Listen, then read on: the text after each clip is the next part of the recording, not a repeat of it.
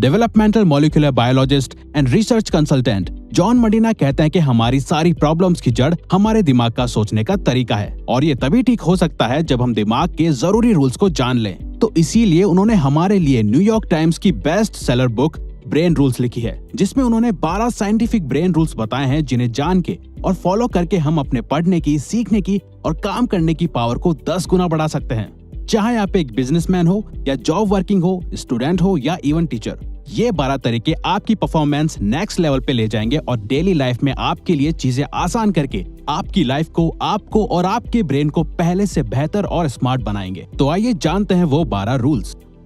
Rule number 1, हम इंसानों का दिमाग एक सर्वाइवल ऑर्गन है जो समय के साथ इवॉल्व हुआ है। हम इंसानों के इवॉल्व यानी कि विकसित होने के साथ ही हमारे सोचने का तरीका और सर्वाइवल की टेक्निक्स भी पहले से इवॉल्व और अलग हुई हैं।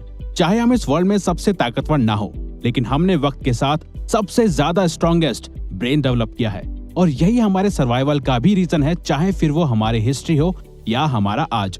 हमारा एक्शंस को एनालाइज करना और जिंदा रहने के लिए दूसरे इंसानों के साथ कोऑपरेट करना ही हमारी हजारों सालों से सर्वाइवल स्ट्रेटजी रही है, ताकि हमें सर्वाइव करने के लिए मदद मिले और जिंदा रहने के लिए कि हम अपने जीन्स को आगे भी बढ़ा सकें। और अगर हमारा एनवायरनमेंट और आसपास के लोग हमारे गोल्स को सपोर्ट करते हैं तो हमारी प्रोडक्टिविटी और क्रिएटिविटी भी बूस्ट होती है।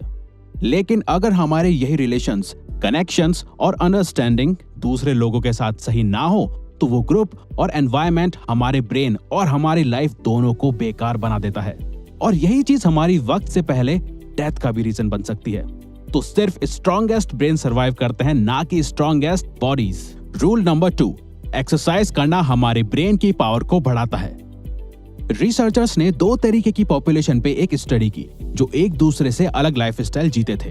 ग्रुप ए में वो लोग थे जो रोजाना फिजिकल एक्सरसाइज करते थे और हाईली एक्टिव रहते थे, और वहीं दूसरी तरफ ग्रुप बी में वो लोग थे जो कोई भी फिजिकल एक्सरसाइज या एक्टिविटीज नहीं करते थे।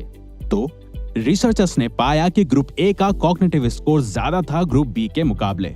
वैसे तो हमारा ब्रेन रोज 19 किलोमीटर चलने के लिए बना है, लेकिन अगर हम हफ्ते में 2 से 3 दिन 30 मिनट भी कोई फिजिकल एक्सरसाइज करें तो हम अपने दिमाग की एनर्जी को बढ़ा के सोचने और सीखने की पावर को बढ़ा सकते हैं, क्योंकि एक्सरसाइज ब्रेन में ब्लड पहुंचाती है और फिर वही ब्लड एनर्जी ग्लूकोज की मदद से ब्रेन में टॉक्सिक सेल्स को खत्म करती है, ताकि ऑक्सीजन का फ्लो हमारे ब्रेन से ब्रेन फॉग और थिंकिंग ब्लॉक क्लियर कर सके। साथ ही ब्रेन में ज्यादा न्यूरॉन्स पहुंच सके और वो न्यूरॉन्स हमारी क्रिएटिविटी और मेंटल शार्पनेस को बढ़ा सके। रूल नंबर 3, अच्छी नींद हमारी सोच को सही और प्रोडक्टिव बनाती है। प्रॉपर स्लीप ना मिलने के कारण ब्रेन हमारे फोकस करने की power, brain functions, memory, mood और इवन लॉजिकल थिंकिंग को भी वक्त के साथ डैमेज करता जाता है। एक स्टडी में ये तक पता चला कि सिर्फ 26 मिनट स्लीप नैप लेने से नासा के पायलट्स की परफॉर्मेंस 34% तक बढ़ गई थी। तो अगर आप भी दिन भर थका हुआ फील करते हो या दोपहर में आपके सोने का मन करता है तो ये कॉमन है, क्योंकि दोपहर 3 बजे के आसपास दिमाग में बायोकेमिकल्स के बीच एक जंग चल रही होती है,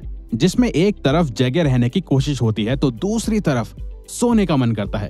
तो उस वक्त अगर पॉसिबल हो तो हमें कुछ देर की झपकी जरूर लेनी चाहिए। डॉक्टर मरीना का कहना है कि असल में हमारा ब्रेन सोने के दौरान भी रेस्ट नहीं कर रहा होता, वो दिन भर की इंफॉर्मेशन को प्रोसेस और चीजें लर्न कर रहा होता है। लेकिन हमारे लिए प्रॉपर स्लीप और नैप्स लेना बहुत जरूरी है एक प्रोडक्टिव माइंड के लिए। रूल नंबर 4, हमेशा चिंता करना हमारी लर्निंग एबिलिटी और दिमाग दोनों को डैमेज करता है। हमारा ब्रेन लगभग सिर्फ 30 सेकंड्स तक चलने वाले स्ट्रेस से निपटने के लिए ही बना है, ज्यादा लंबे समय तक रहने वाले स्ट्रेस के लिए नहीं, क्योंकि ज्यादा स्ट्रेस लेना हमारे ब्रेन की ब्लड वेसल्स को खराब कर देता है और इसके कारण हमें हार्ट अटैक भी आ सकता है। अगर आपको घर में, क्लास में या जॉब में आपको रोजाना काफी ज्यादा स्ट्रेस एक्सपीरियंस करना पड़ता है तो यही स्ट्रेस आपके लाइफ में सक्सेसफुल होने के चांसेस को भी इफेक्ट करता है। मतलब अगर आपके घर का एनवायरनमेंट ठीक नहीं है तो उसका स्ट्रेस आपकी जॉब में या क्लास में आपको परेशान करेगा और आपकी परफॉर्मेंस और प्रोडक्टिविटी को खराब करेगा, क्योंकि ज्यादा स्ट्रेस से कॉर्टिसोल बढ़ने के कारण हिप्पोकैम्पस में सेल्स डैमेज होने लग जाते हैं और हमारे ठीक से सोचने और याद करने की एबिलिटी कमजोर होने लग जाती है। तो अगर आपके रिलेशंस ठीक नहीं है और इस बात का आपको स्ट्रेस होता है तो उन्हें ठीक करो और अपने घर का स्ट्रेस अपने ऑफिस या क्लास में लेके मत जाओ। जिन चीजों और लोगों को कंट्रोल नहीं कर सकते उनका स्ट्रेस आपको नहीं लेना चाहिए। रूल नंबर 5, हर दिमाग डिफरेंटली वायर्ड होता है। हमें स्कूल में बताया गया था कि हम इंसानों का ब्रेन एक जैसा होता है, लेकिन ये इन्फॉर्मेशन गलत है। काफी रिसर्च के बाद साइंटिस्ट ने बताया कि हर इंसान की ब्रेन की वायरिंग अलग होती है। हम अपने ब्रेन को डेवलप तो कर सकते हैं, लेकिन हमारा ब्रेन किसी और की तरह बिल्कुल सेम नहीं हो सकता, यहाँ तक कि दो जुड़वा बच्चों का भी नहीं। डिफरेंट ब्रेन वायरिंग को हमारा एजुकेशन सिस्टम इग्नोर करता है ग्रेड सिस्टम के थ्रू, जहां हमारे इंटेलिजेंस को हमारे टेस्ट और एग्जाम्स के मार्क्स एंड परसेंटेज से नापा जाता है, जबकि हर स्टूडेंट का, एम्प्लॉय का या कस्टमर का ब्रेन डिफरेंटली वायर्ड होता है। जिस वजह से businesses like Amazon world wide करोड़ों लोगों की इंफॉर्मेशन और इंटरेस्ट जान के सक्सेसफुल कंपनी बनी है। तभी अगर हम सिर्फ एक बार किसी प्रोडक्ट को Amazon या कोई और साइट में सिर्फ देखते हैं, तो फिर वो प्रोडक्ट हमारे सारे सोशल मीडिया प्लेटफॉर्म में हमें दिखाई देता है। रूल नंबर 6, हम इंसान बोरिंग चीजों पे ध्यान नहीं देते। हम सिर्फ उन्हीं चीजों पे ध्यान देते हैं जिनके पीछे हमारा इंटरेस्ट, प्रॉफिट, इमोशन या कल्चर जुड़ा हुआ हो। इस बात से फर्क नहीं पड़ता कि आप कौन हो, आपका ब्रेन कॉन्शियसली या सबकॉन्शियसली इन क्वेश्चंस पे फोकस करता है। जैसे, क्या मैं ये खा सकता हूँ? क्या ये मुझे खा सकता है? क्या मैं इससे रिलेशन बना सकता हूँ? या क्या मैंने इसे देखा है? और इंटरेस्ट या रीजन ढूंढता है। ब्रेन मल्टीटास्किंग के लिए नहीं बना, लेकिन फिर भी ऑफिसेज और स्कूल्स मल्टीटास्किंग करना एनकरेज करते हैं। मल्टीटास्किंग हमारी गलती और फेलियर के चांसेस 50% तक बढ़ा देती है। रूल नंबर 7, हमें कुछ भी सीखने के लिए या याद रखने के लिए इंफॉर्मेशन को रिपीट करना चाहिए। हमारा ब्रेन कुछ इंपॉर्टेंट इंफॉर्मेशन को ही ज्यादा देर तक स्टोर करके रखता है, बाकी की अनइम्पोर्टेंट चीजों को हमारी शॉर्ट टर्म मेमोरी इरेज करना शुरू कर देती है। तभी विजन बोर्ड, रिटन गोल्स या रिमाइंडर्स जरूरी है हमारे ब्रेन को याद दिलाने के लिए कि ये इन्फॉर्मेशन इंपॉर्टेंट है। अगर आपको किसी चीज को याद करना है या किसी चीज को सीख के उसमें बेस्ट बनना है, तो आप उस चीज को हर कुछ देर बाद रिपीट करो, जिससे कि प्रैक्टिस हो सके और बार बार एक ही चीज पे ध्यान रखा जा सके।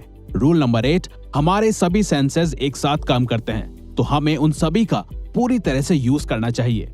हमारी स्मेल करने की सेंसेस ही बटरी पॉपकॉर्न से सीधा हमें मूवी थिएटर की याद दिलाती है, या बारिश और फूलों की खुशबू हमें किसी पर्सन, सिचुएशन और जगह की याद दिलाती है।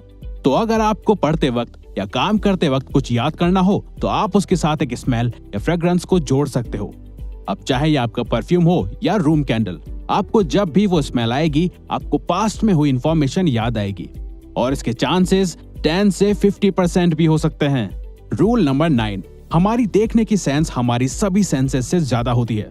हम विजुअली देखी गई इंफॉर्मेशन को ज्यादा याद रखते हैं कंपेयर टू सुनी गई या पढ़ी हुई। आपको बायोग्राफीज पढ़ के शायद याद नहीं होगा कि कौन से पेज नंबर पे एग्जैक्टली क्या बात या सिचुएशन लिखी थी, लेकिन अगर उसी बायोग्राफी पे कोई फिल्म बनी होगी तो उस मूवी के सीन्स आपको अच्छे से याद होंगे, क्योंकि हमने अपनी हिस्ट्री में जानवरों, खाना, खतरा, सिचुएशन और इंसानों को देखने के बाद ही जाना है कि हमारे लिए क्या सही है और क्या नहीं, और फिर उसी विजुअल पावर को हमने आर्ट या लिटरेचर में कन्वर्ट किया ताकि हम चीजों को विजुअल याद रख सकें। रूल नंबर 10, म्यूजिक सुनना या कंपोज करना हमें स्मार्ट बना सकता है।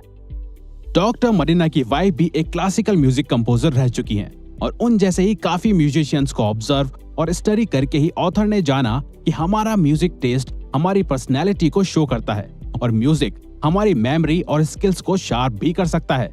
म्यूजिक कंपोज करना हमारी रीडिंग एबिलिटी, मैथ्स और इमोशनल इंटेलिजेंस को बढ़ा सकता है, और म्यूजिक सुनना हमारे मूड को चेंज और वोकैबुलरी इंप्रूव कर सकता है। ये एज टू एज और इंटरेस्ट में डिपेंड करता है। रूल नंबर 11, मेल और फीमेल का दिमाग एक दूसरे से डिफरेंट होता है। एक बार रिसर्चर लैरी केहिल ने मेल्स और फीमेल्स को एक हॉरर मूवी दिखाई और पाया कि उस दौरान मेल्स के ब्रेन का सिर्फ राइट हेमिस्फीयर काम कर रहा है और लेफ्ट हिस्सा शांत था, वही फीमेल्स का लेफ्ट हेमिस्फीयर काम कर रहा था और राइट हिस्सा शांत था, जिससे उन्हें पता चला कि मेल्स और फीमेल्स का स्ट्रेस हैंडल करने का, सोचने का और काम करने का तरीका एक दूसरे से काफी अलग होता है। और ऐसी ही काफी केस स्टडीज करने के बाद मेंटल हेल्थ प्रोफेशनल्स को पता चला कि फीमेल्स मेल्स से ज्यादा डिप्रेस्ड होती हैं और नर्वस हो जाती हैं, और प्यूबर्टी के दौरान वो काफी एंजाइटी भी फील करती हैं। वहीं लड़के प्यूबर्टी के दौरान एंटी सोशल हो जाते हैं। मेल्स और फीमेल्स का इमोशंस को हैंडल करने का तरीका भी एक दूसरे से काफी अलग होता है। रूल नंबर 12, हम इंसान एक पावरफुल और नेचुरल एक्सप्लोरर्स हैं। हमेशा कुछ नया एक्सप्लोर करने का डिजायर हमें कभी भी अकेला नहीं छोड़ता, लेकिन हम ज्यादातर अपनी क्लासेस या ऑफिस के क्यूबिकल में ही फंसे रहते हैं, जबकि हम ह्यूमंस नई चीजें एक्सप्लोर करने के लिए और सीखने के लिए बने हैं। हम बचपन में कितने क्यूरियस होते हैं, हर एक चीज को तोड़ के या खोल के हमें उसके बारे में जानना होता था, लेकिन यही चीज उम्र बढ़ने के साथ कम हो जाती है। गूगल अपने एम्प्लॉयज को हमेशा एटलीस्ट 20% टाइम देता है एक्सप्लोर करने के लिए, और यही एक्सप्लोरेशन ने जीमेल और गूगल न्यूज आइडियाज को इन्वेंट करा। तो हमें भी बच्चों की तरह ही कुछ डिफरेंट एक्सप्लोर या ट्राई करते रहना चाहिए ग्रेट आइडिया और ब्रेन ग्रोथ के लिए। तो ये वीडियो यहीं खत्म होती है। अगर आप चाहते हो कि हम किसी पर्टिकुलर टॉपिक पे या प्रॉब्लम पे वीडियो बनाएं तो प्लीज कमेंट बॉक्स में बताओ। हम उस पे वीडियो बनाने की कोशिश करेंगे, क्योंकि हम यहाँ आपकी हेल्प करना चाहते हैं। और हाँ, सब्सक्राइब करके और बेल आइकन को ऑन करके इस चैनल को ग्रो करने में सपोर्ट करो। Thank you for watching.